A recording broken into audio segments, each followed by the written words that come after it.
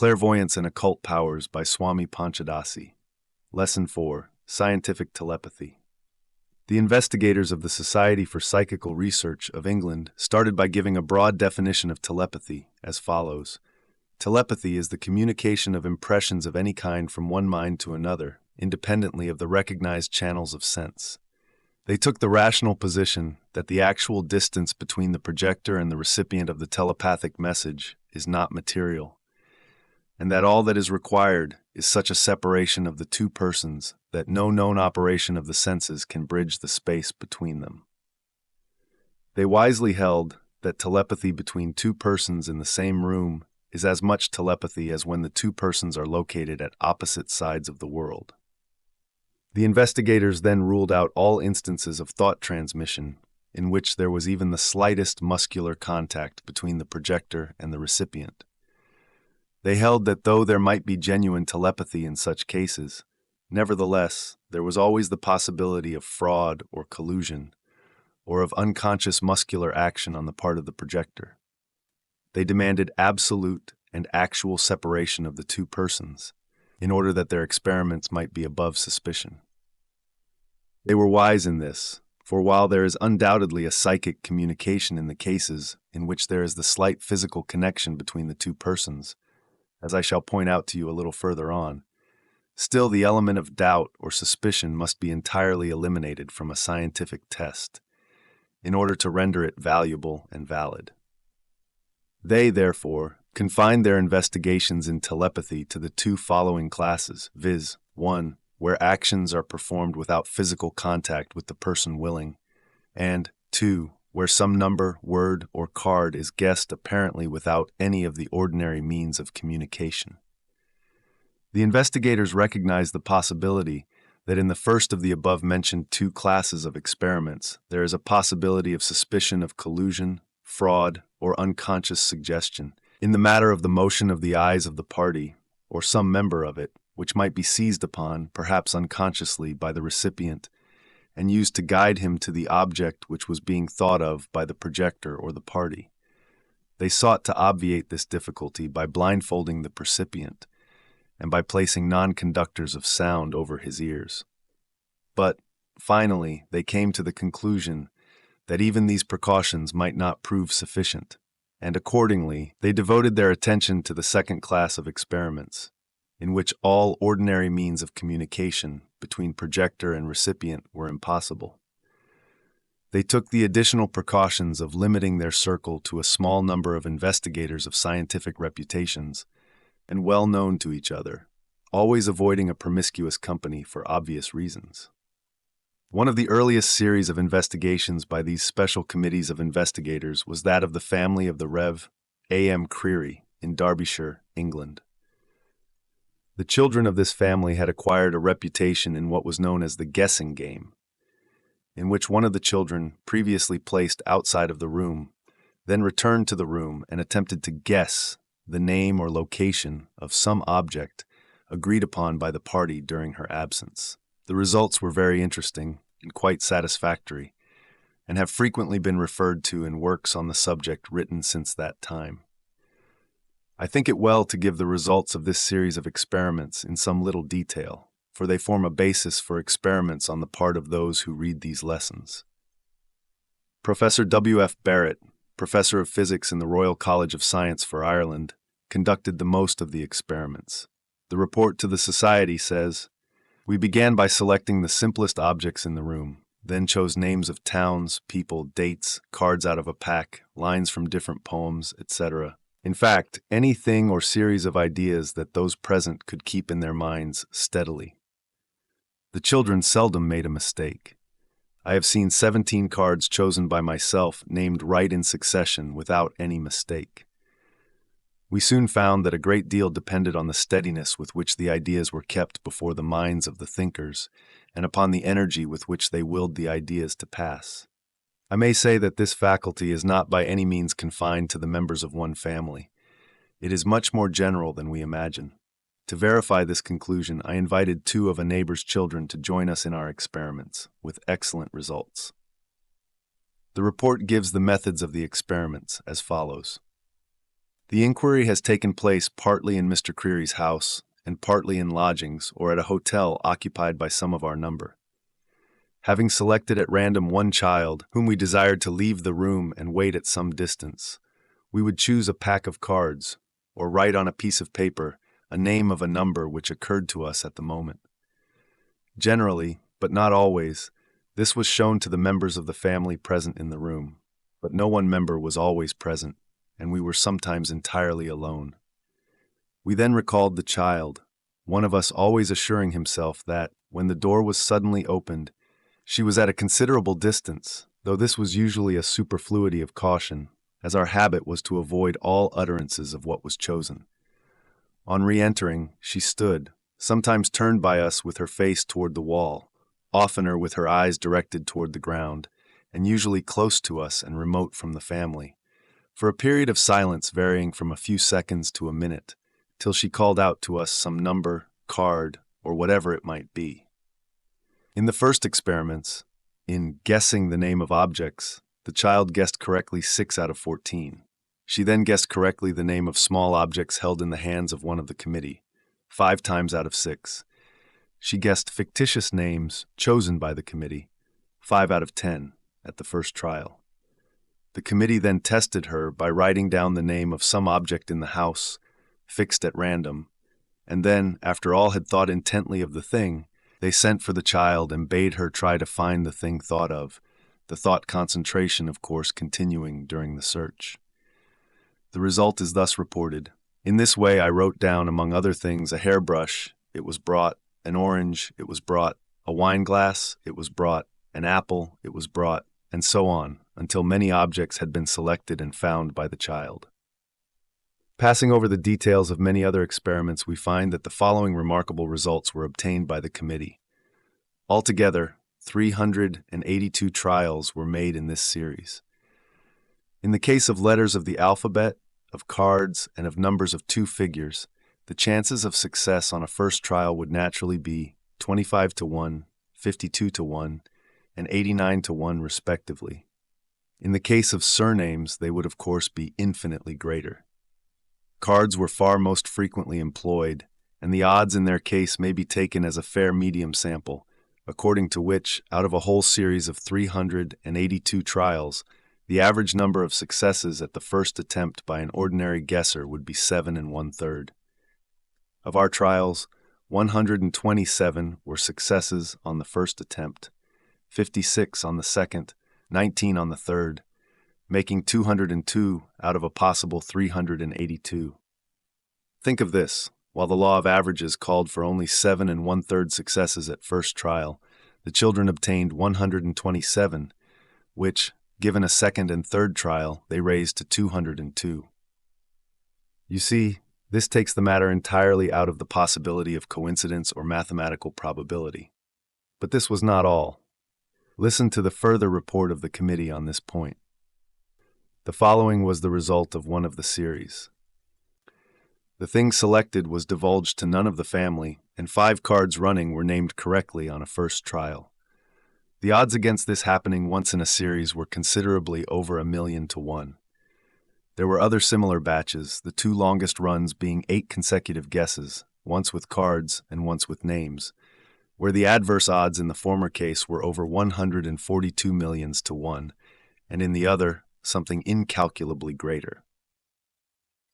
The opinion of eminent mathematicians who have examined the above results is that the hypothesis of mere coincidence is practically excluded in the scientific consideration of the matter. The committee calls special attention to the fact that in many of the most important tests, none of the Creary family were cognizant of the object selected, and that, therefore, the hypothesis of fraud or collusion is absolutely eliminated. The committee naturally came to the conclusion that the phenomena was genuine and real telepathy. Professor Balfour Stewart, LL.D., FRS, who was present at some of these experiments, though not a member of the committee, expressed great amazement at some of the results. He reports, "The thought reader was outside a door. The object or thing thought of was written on paper and silently handed to the company in the room. The thought reader was then called in, and in the course of a minute, the answer was given. Definite objects in the room, for instance, were first thought of, and in the majority of the cases, the answers were correct. Then numbers were thought of, and the answers were generally right, though, of course, there were some cases of error. The names of towns were thought of, and a good many of these were right. Then fancy names were thought of. I was asked to think of certain fancy names, and mark them down and hand them round to the company. I thought of and wrote on paper, Bluebeard, Tom Thumb, Cinderella, and the answers were all correct. The committee also conducted a number of experiments with other recipients, with very satisfactory results. Colors were correctly guessed with a percentage of successes quite beyond the average or probable number. Names of towns in all parts of the world were correctly guessed by certain recipients with a wonderful degree of success. But, probably most wonderful of all, was the correct reproduction of diagrams of geometrical and other figures and shapes. In one case, the recipient, in a series of 9 trials, succeeded in drawing them all correctly, except that he frequently reversed them, making the upper side down and the right-hand side to the left. The Society has published these reproduced diagrams in its illustrated reports, and they have convinced the most skeptical of critics. Some of the diagrams were quite complicated, unusual, and even grotesque, and yet they were reproduced with marvelous accuracy, not in a hesitating manner, but deliberately and continuously, as if the recipient were actually copying a drawing in full sight. Similar results have been obtained by other investigators who have followed the lead of these original ones. So you see, the seal of scientific authority has been placed upon the phenomena of telepathy. It is no longer in the realm of the supernatural or uncanny.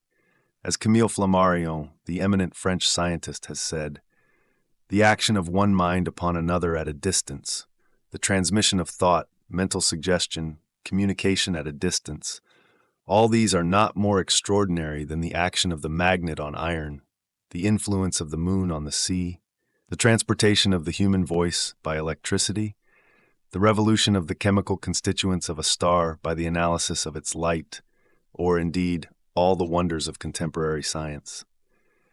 Only these psychic communications are of a more elevated kind, and may serve to put us on the track of a knowledge of human nature. What is certain is that telepathy can and ought to be henceforth considered by science as an incontestable reality, that minds are able to act upon each other without the intervention of the senses, that psychic force exists, though its nature is yet unknown.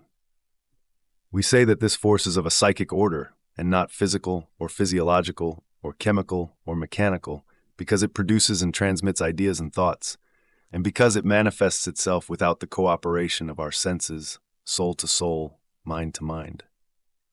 In addition to investigating the above-mentioned classes of telepathic phenomena, the English Society for Psychical Research investigated many remarkable cases of a somewhat higher phase of telepathy. They took down the stories told by persons deemed responsible, and then carefully examined and cross-examined other witnesses to the strange phenomena. The record of these experiments and investigations fill a number of good-sized volumes of the Society's reports, which are well worth reading by all students of the subject. They may be found in the libraries of nearly any large city. I shall, however, select a number of the most interesting of the cases therein reported, to give my students an idea of the character of the phenomena so investigated and found genuine by the committees having this class of telepathy under investigation. An interesting case of spontaneous telepathy is that related by Dr. Eady as follows. There is a house about a half-mile from my own, inhabited by some ladies, friends of our family. They have a large alarm bell outside their house. One night I awoke suddenly and said to my wife, I am sure I hear Mrs. F's alarm bell ringing. After listening for some time, we heard nothing, and I went to sleep again. The next day Mrs. F called upon my wife and said to her, We were wishing for your husband last night, for we were alarmed by thieves. We were all up, and I was about to pull the alarm bell, hoping that he would hear it, saying to my daughters, I am sure it will soon bring Dr. Eady, but we did not ring it. My wife asked what time this had happened, and Mrs. F said that it was about 1:30. That was the time I awoke thinking that I heard the bell. In this case there was manifested simply ordinary physical plane telepathy. Had the bell actually been rung and heard psychically, it would have been a case of astral plane hearing, known as clairaudience. As it was, merely the thought in the mind of Mrs. F. and her strong idea to ring the bell caused a transmission of thought waves which struck Dr. Edie with great force and awakened him. This case is interesting because it is typical of many cases of a similar nature within the experience of many persons.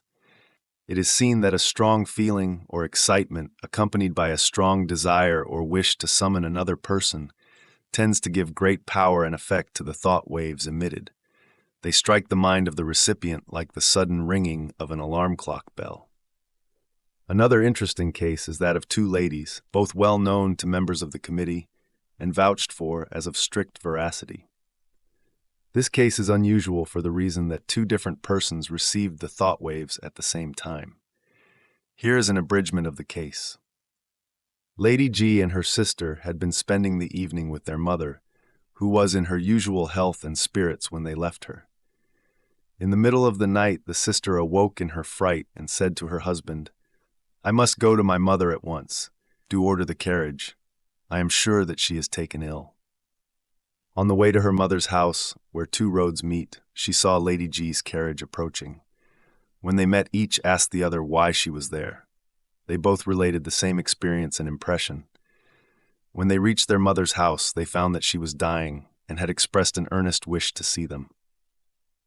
Another case of a similar nature is this. At the siege of Multan, Major General R., then adjutant of his regiment, was severely wounded and supposed himself to be dying. He requested that his ring be taken off his finger and sent to his wife.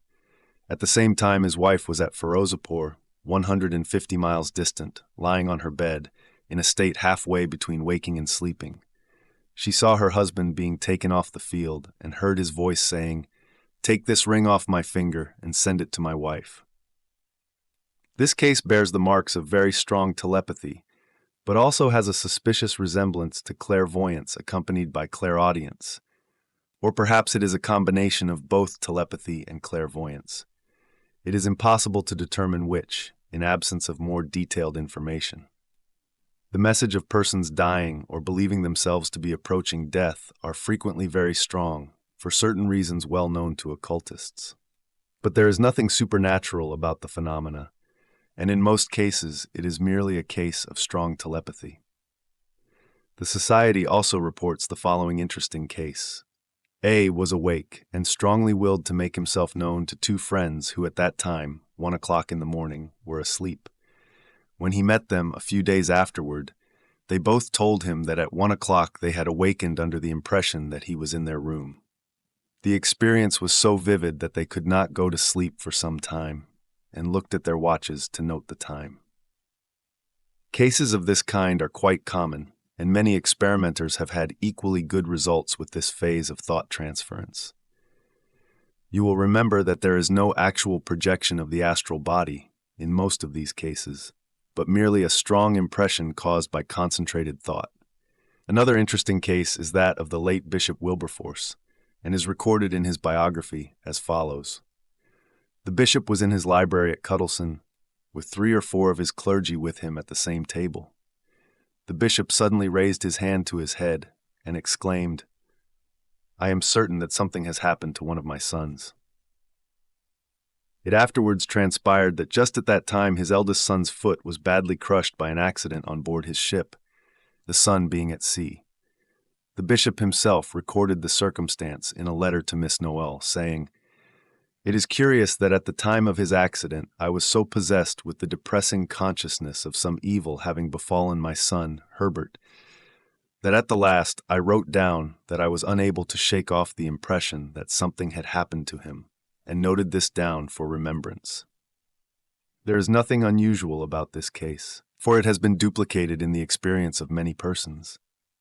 Its chief importance lies in the fact that it is recorded by a man of wide reputation and high standing, and also that the bishop had taken the precaution to note down the thing at the time, instead of merely recalling it after he had heard of the accident. You will notice that in many cases of this kind, the phenomenon closely approaches the aspect of true clairvoyance, or astral sensing. In some cases, there appears to be a blending of both telepathy and astral clairvoyance. In fact, there is but very little difference between the highest phases of ordinary telepathy and the more common phases of clairvoyance. Here, as in many other cases of nature's forces, there seems to be a gradual blending, rather than a sharp dividing line between the two classes of phenomena. Moreover, the student developing his telepathic powers will frequently find that he is beginning to unfold at least occasional flashes of clairvoyance. In the case of telepathy, the recipient merely senses what is in the mind of the projector. In some cases, a picture in the mind of the projector may be seen by the recipient, and may thus be mistaken for a case of pure clairvoyance. But in investigating closely, it will be found that the real scene was slightly different from the impression, in which case it shows that the impression was simply telepathic. Clairvoyant vision shows the scene as it really is, or rather as the physical eye of the recipient would have seen it. The astral sight really sees the scene and does not merely receive the mental impression of the projector. The first is original seeing, the second merely a reproduction of images already in the mind of the projector and colored by his personality, etc. In the next lesson, I shall give you a number of exercises and methods designed to develop your telepathic powers. You will find the practice of these most interesting and entertaining, and at the same time most instructive. You will find that as you practice the exercises given therein, you will become more and more adept and proficient in producing telepathic phenomena. From the lower stages, you will be able to proceed to the higher, and in time, you will be surprised to find that almost unconsciously you have passed into the stage in which you will have at least occasional manifestations of clairvoyance, psychometry, etc. In fact, there is no better way known to practical occultists to develop in a student the powers of clairvoyance than just this method of starting the student with the exercises designed to develop the telepathic power. It has been found by centuries of experience that the student who develops telepathic power in a systematic way will gradually unfold and evolve the clairvoyant and psychometric power. It constitutes the first rungs on the ladder of psychic development. Of course, under the head of clairvoyance, etc., you will be given methods and exercise designed to develop clairvoyant powers, some of them very valuable and effective methods at that. But notwithstanding this, I feel that I should impress upon you the importance of laying a firm foundation for such instruction by developing yourself first along the lines of telepathic power. Such a course will not only keenly sharpen your powers of receptivity to such vibrations as you may wish to receive, but it will also train your mind in the direction of translating, interpreting, and recording such impressions when received. You must remember that proficiency in a mental art is attained only by means of training the attention to concentrate upon the task. It is the same way in clairvoyance and psychometry. Telepathy trains your attention to concentrate upon the reception of impressions and to hold them firmly and clearly in consciousness. The result is that when you really develop clairvoyant receptivity, your attention has already been trained to do the necessary work. I need not tell you what an advantage this gives you over the clairvoyant who has not received this training, for your own good common sense will assure you of it. So now for our training in telepathy, not only for itself, but also as a means of preparing for the higher stages.